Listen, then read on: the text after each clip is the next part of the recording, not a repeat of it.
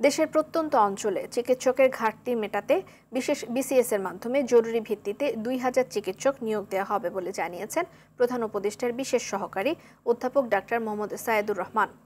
সচিবালয় ব্রিফিংয়ে তিনি জানান, চাকুরিতে বিসিএস স্বাস্থ্য ক্যাডারের বয়স ৩৪ করার প্রস্তাব দেওয়া হয়েছে। দেশ জুড়ে আন্দোলনে থাকা ডাক্তার এবং নার্সদের দাবি পূরণে ধৈর্য ধরার আহ্বানও জানান প্রধান উপদেষ্টার বিশেষ সহকারী।